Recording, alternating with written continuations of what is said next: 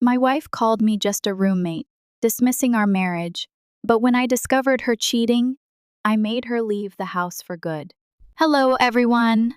Before we begin today's video, I need your help. We've noticed that the channel is losing traction, and subscribing is one of the best ways you can help us. It's simple, free, and allows us to keep bringing you great content. Your support means everything. Let's keep this channel growing collectively. Thank you very much. Now, let's begin the video. Okay, so I, James, 30M, need to get this off my chest because things have completely gone wrong with my wife, Sarah, 28F. We've been married for 3 years and together for nearly 6. We first met in this bar through mutual friends. She wasn't supermodel hot, but she was obviously lovely and exuded a confident air that drew me in immediately. We hit it off, exchanged numbers, and began dating a few weeks later. The first couple years were actually pretty fantastic. We went on weekend getaways and met each other's families, as couples do. Her parents were a little standoffish, but whatever. We moved in together after a year. I proposed on our 2-year anniversary, and we married around 8 months later in a simple ceremony with family and close friends. I purchased a home around 6 months before the wedding. My name appears on everything since I paid the down payment with money I saved by working my ass off. For the first year of marriage, everything was well. We'd both come home from work, cook dinner together, and watch television, normal stuff. We discussed having children in a few years. But looking back, I noticed that things began to change around the 2nd year of our marriage. Sarah began to focus more on her work. She works in marketing and started staying later at work, attending networking events, and spending less time at home. I was supportive because I thought it was good for her career. I took on extra domestic tasks so she could focus on her work. I also started paying most of the bills because she stated that she wanted to advance her job before focusing on money. It started out little, with her canceling our date evenings at the last minute due to work. She was constantly on her phone, even while we were meant to be spending time together.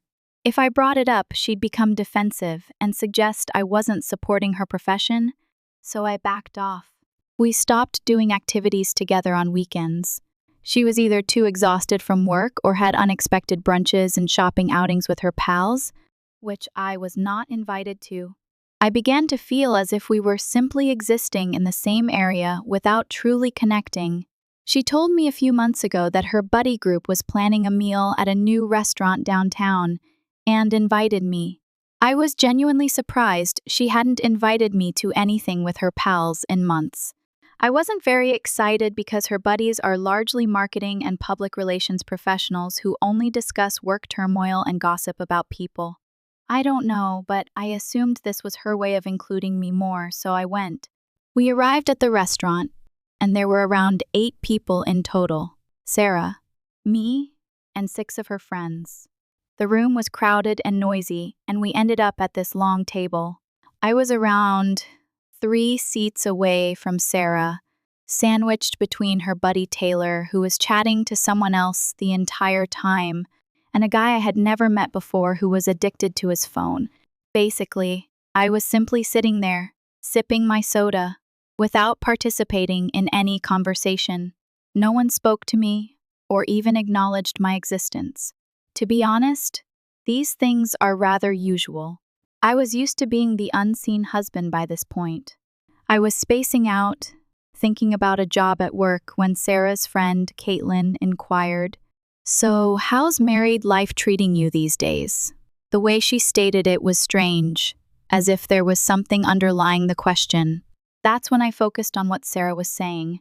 Guys, I swear it felt like someone punched me in the stomach.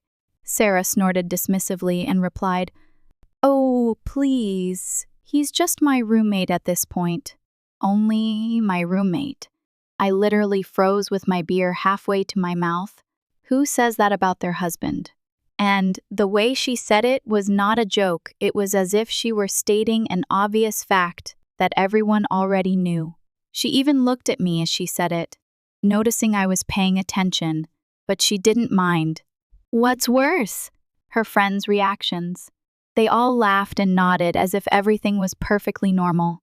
One of them even said, "Don't all husbands eventually become glorified roommates?" They all cracked up even more, all but one girl, Emma. She's new to their friend group. I've only met her a few times. She did not laugh. Instead, she gave me a sympathetic gaze.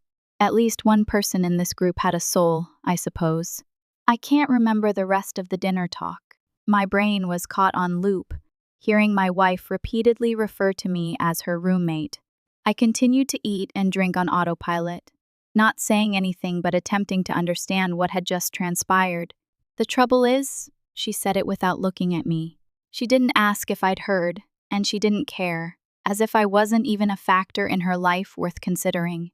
Sarah was speaking about trivial topics on the way home, appearing entirely normal, while I sat there feeling as if my entire marriage had been nuked. I scarcely answered, only offering one-word answers and nods.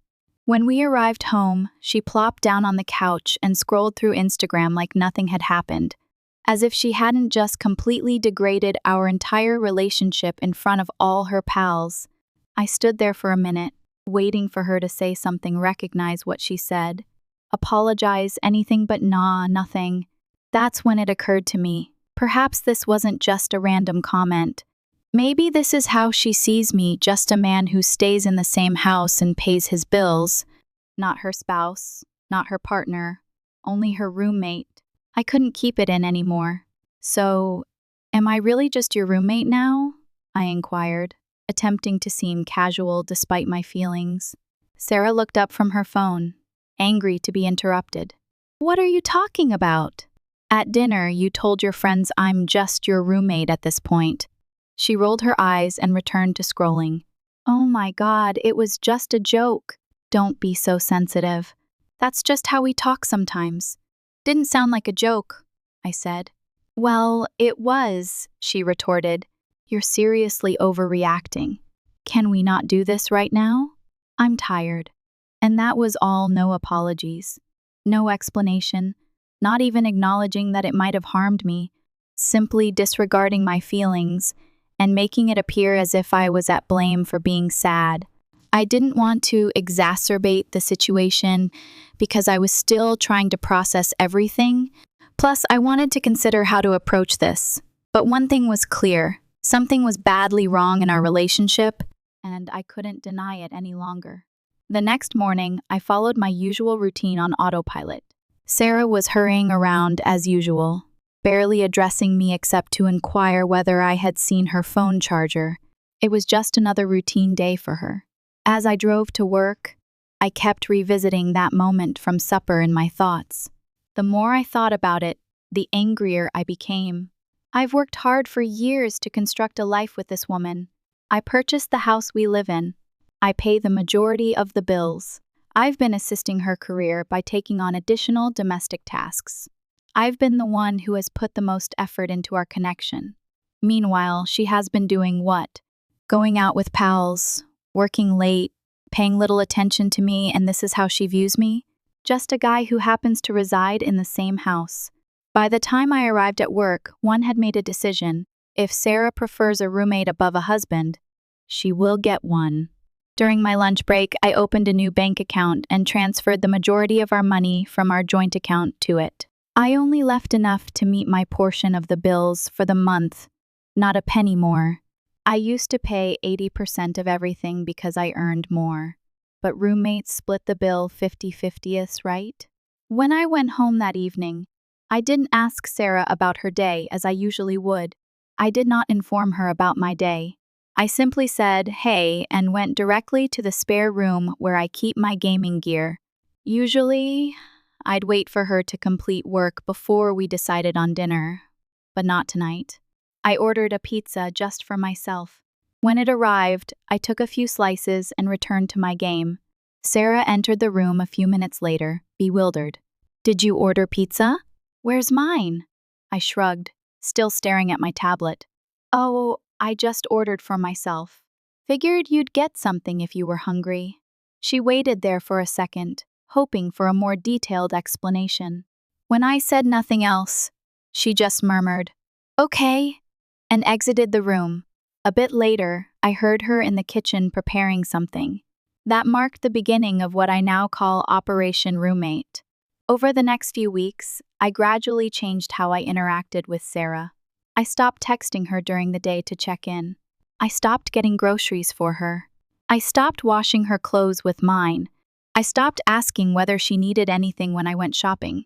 I stopped telling her when I was going out or when I would return home. I stopped cooking dinner for both of us. Essentially, I stopped doing all the husband things and began acting like we were just two people sharing a shared space. Like housemates. Sarah didn't appear to notice right away, or if she did, she said nothing. She still went out a lot, still worked late. Even when she was at home, she was glued to her phone. However, after approximately a week, things began to alter.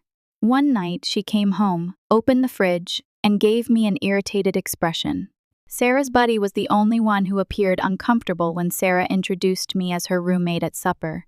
"Hey James, right?" she said, walking over. "Sarah's husband?" I nodded. "Yeah, hey Emma." She grinned, surprised I remembered her name. "Good memory. Didn't know you came here every morning. Their coffee is better than the office stuff." There was an awkward moment. I could sense she wanted to say something but was unsure whether she should. Finally, she stated, "I've been trying to contact Sarah. Her comments at the dinner a few weeks earlier were inappropriate. I simply wanted you to know that not everyone felt it was hilarious. I was surprised that someone acknowledged it. Thanks, I appreciate that. Are you all okay?" "I mean, it's not my business," I shrugged. "We're figuring things out." No way was I going to put my marital issues on someone I barely knew, even if she appeared pleasant. Emma nodded. "Well, I hope everything works out. For what it's worth, I think you seem like a gentleman." This made me grin for the first time in weeks. "Thanks, Emma." We ended up sitting together for about 15 minutes, just talking, and it turns out she's actually pretty cool. She works as a physical therapist, arrived in the city about 6 months ago, and met Sarah and her group through a common friend. She was easy to talk to, and it felt good to have a real conversation with someone who actually cared about what I had to say. She hesitated before saying, "Look, I know this might be weird, but if you ever need someone to talk to, here's my number." She scribbled it on a napkin and gave it to me.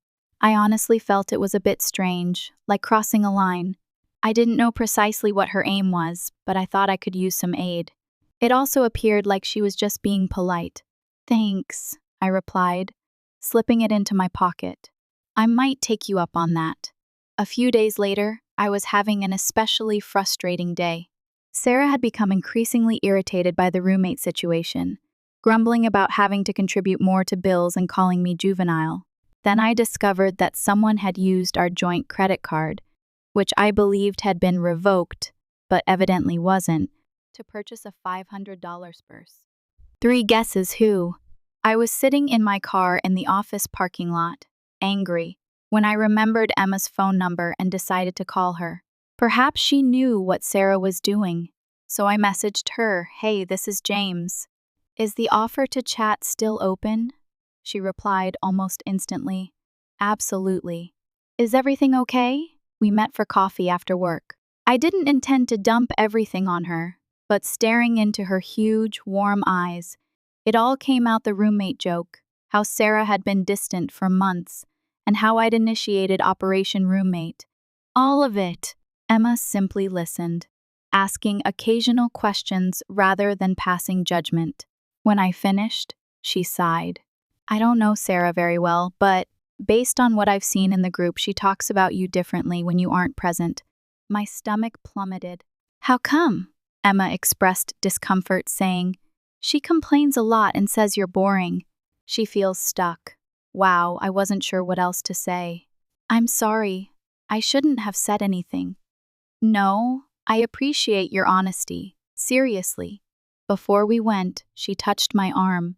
"James, you deserve someone who's proud to be with you, not someone who treats you like an inconvenience." That hit me hard because she was correct. For the first time, I saw Emma not simply as Sarah's friend, not just as someone who happens to be present, but as someone who observed me, who saw the cracks before I even acknowledged they existed. We began messaging after that. It was just regular conversation how the day went. Little annoyances, inside jokes, but it seemed different. For the first time in a long time, I wasn't just talking to fill the silence. Someone wanted to hear what I had to say, no sighing, no eye rolls, just a real chat with someone who cares. And man, I didn't realize how much I missed it till I got it back. Of course, Sarah didn't notice. She was too caught up in her own world, going out many nights a week with business pals, getting home late, and smelling like cologne that wasn't mine. I was not foolish. I knew where this was going, but I wanted proof before making my next step. Now, let me be clear. I'm not the suspicious kind, really, I'm not. I've been cheated on before, back in college, and I promised myself I wouldn't be that anxious partner who constantly checks phones. However, there is a distinction between being paranoid and just connecting obvious dots. Sarah was displaying all the traditional signs, staying out late, being clandestine with her phone, suddenly making new work buddies that I had never met before, getting suited up for office meetings. The cologne fragrance, come on. I needed to know for sure. The setup, first. I attempted a straightforward approach. So, who's this new work friend you've been spending so much time with? I asked casually one morning. Sarah barely glanced up from her phone. What? Oh, simply members of the marketing staff. No one interesting. Seems like you're with them a lot lately. She rolled her eyes. What are you doing with my schedule now? She then smirked and created air quotes with her fingers. I thought we were only roommates. I merely shrugged and walked away.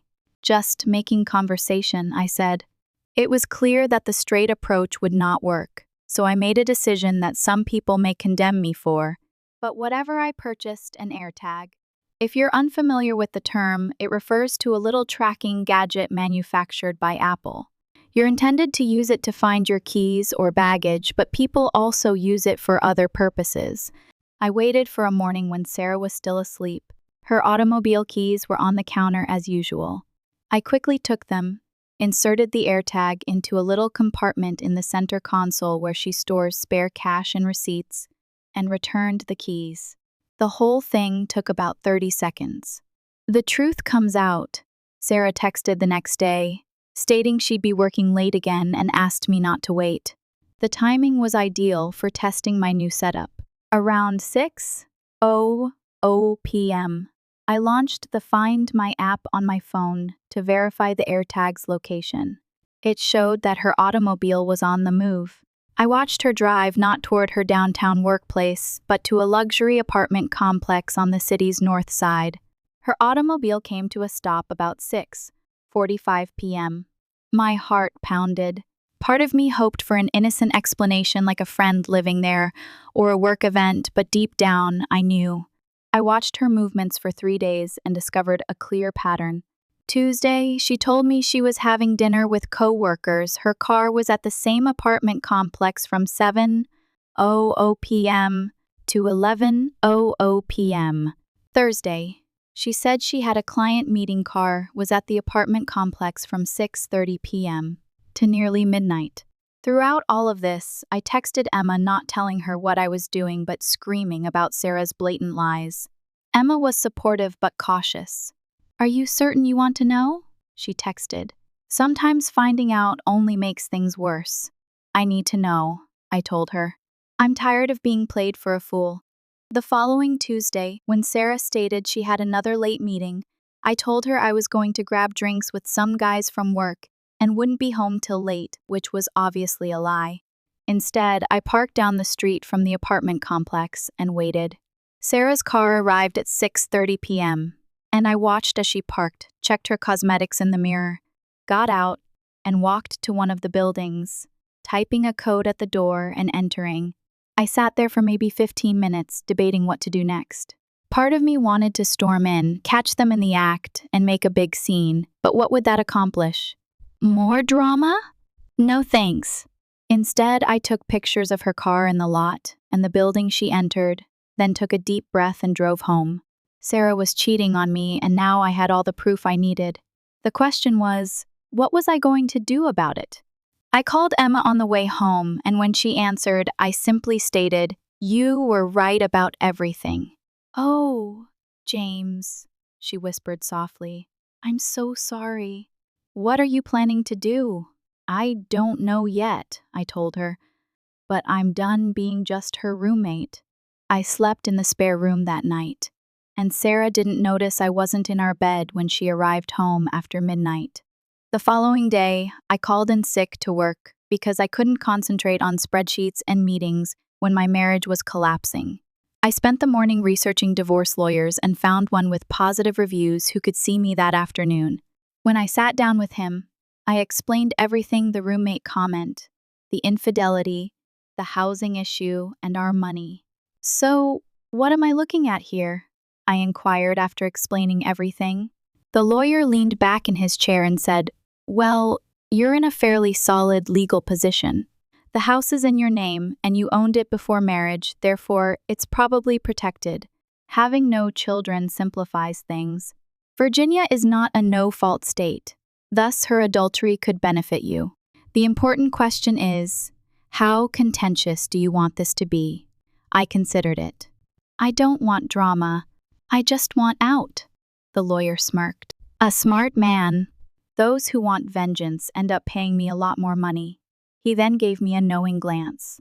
"Let's start drafting the paperwork. Meanwhile, document everything: her absences, evidence of the affair, and financial documents, and don't tell her you're filing until we're prepared." I paid his retainer and departed, feeling lighter, as if I'd finally taken control of the problem. When I arrived home, Emma texted me, "How are you doing?" I proposed we meet for coffee, and she accepted. We met at a quiet small area a few towns away where Sarah's pals wouldn't notice us. Emma looked troubled when she saw me. "You look exhausted," she remarked. "Haven't been sleeping much," I admitted, absently stirring my coffee. "I met with a divorce lawyer today." Her eyes widened. "Wow, that was fast." Once I learned for certain about the cheating, it wasn't a difficult decision. "Our marriage has been dead for several months." She nodded. "I understand, but it's still a big step." She reached across the table and squeezed my hand, a swift, encouraging gesture that seemed more genuine than any contact I'd had from Sarah in months. "What happens now?" she asked. "A lawyer is preparing the papers. I'm gathering evidence. Then I serve her and ask her to go? She's not going to like that." I shrugged. Tough. She should have considered that before cheating on me. We talked for nearly 2 hours, not only about the divorce, but about everything: our careers, kids, favorite movies, and vacation adventures. It was so easy to chat with Emma. There was no judgment, no stress, just two individuals who were truly interested in what the other had to say. When we eventually said our goodbyes, she hugged me and whispered, "You'll be fine, James. Better than okay." For the first time in weeks, I truly believed it. Over the next few days, I kept gathering evidence, taking screenshots of our bank statements proving I paid for everything, downloading records of Sarah's credit card charges, fancy restaurants.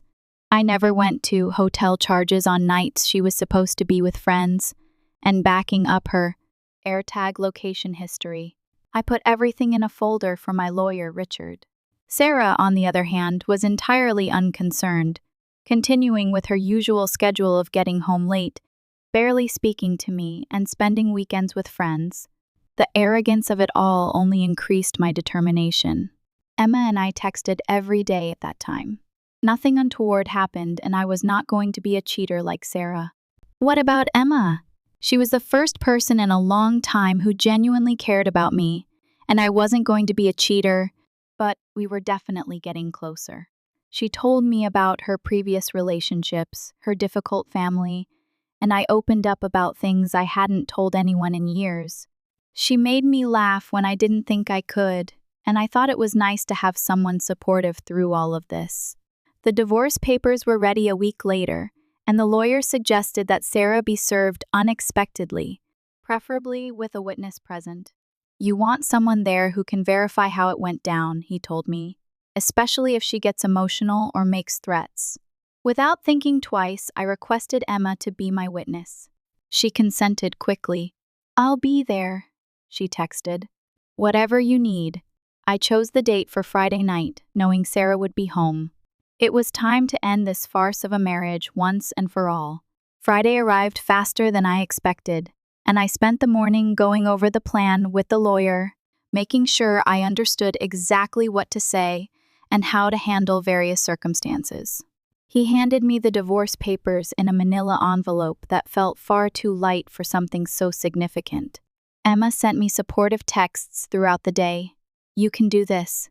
Stay strong." "I'll be there." Simple words, but they were helpful. We decided to meet at a coffee shop near my house at 6:00 p.m. Sarah normally arrived home around 7:00 p.m. on Fridays when she wasn't going straight to her jerk's place, and the plan was for Emma to come over around 6:30, after which we'd wait for Sarah together. We remained there for a while, not really drinking our coffees, just passing the time, and at 6:25, we drove to my house. Emma's automobile was far finer than I expected, a luxury SUV that must have cost a fortune. We came into the house, and I paused for a moment. It seemed strange having Emma, Sarah's old friend, in our space, except it wasn't our space anymore, and Emma wasn't Sarah's friend anymore. I gave her a quick tour, pointing out different objects to break the stillness. She grinned, that little knowing smile. "You don't have to give me the real estate agent walkthrough, James. I'm only here for moral support." I chuckled and rubbed the back of my neck. "Yeah, guess I'm just not accustomed to, someone truly wanting to be here." She angled her head as if she were reading between the lines, and then, as we came to a halt in the living room, she reached out and adjusted my shirt collar, smoothing it down with a slight touch as if it were the most natural thing in the world. I froze, but the way she did it so familiar and casual made my gut knot. It had been a long time since someone touched me with affection rather than obligation. "There," she whispered, her fingertips lingering for just a second too long before she stepped back. "You're all set." I gulped and tried to ignore the heat rising up my neck. Thanks." She just smirked and plopped down on the couch as if she had always belonged there. "Anytime." And just like that, I started seeing Emma in a way I hadn't before. Around 7:10, I heard Sarah's car pull into the driveway. Emma and I were sitting in the living room, the divorce papers neatly put out on the coffee table, waiting. Everything was in place. The front door opened and Sarah walked in as casually as ever, taking a few steps before she noticed us, then halted. Her eyes shifted from me to Emma and back again. "What is going on?" she asked, her tone already defensive. "Why is she here?" I stood up and said, "We need to talk, Sarah." Her gaze clouded as she glanced at Emma once more. "Why is she here for that?" "This is our house." "She's here as a witness," I added, picking up the envelope and allowing her to sense the gravity of the situation before passing it over. Sarah folded her arms. "A witness to what?" I handed her the paperwork and said, "I'm filing for divorce." The way her expression plummeted was priceless, as if her brain had short-circuited and was fumbling for an answer. "Divorce?" she echoed. She scoffed, as if grasping at straws. "Are you serious? Are you over your little roommate tantrum?" "No," I answered, unshaken, "because you're cheating on me and have been for months." She gave out a sharp, forced laugh. "That's ridiculous. I'm not cheating on you." "Don't," I interrupted her performance. "I know about the guy at the Parkview Apartments. I know how frequently you're there." Her face lost its color. "Did you follow me?" "What the hell, James?" I shook my head, amused by how fast she transferred the blame. "I didn't need to. I tapped my phone. I have weeks of proof every late night, every business function, every ladies' night out, all leading to the same place." Her eyes shifted to Emma, then back to me, and her shock turned into rage. "Did you trace me? That's crazy." She then pointed toward Emma, spitting the words as if they would burn. "So you brought her here for this?" She's been yearning for this moment since the day she met you. Emma did not react. She didn't have to. I wasn't going to let Sarah change the script.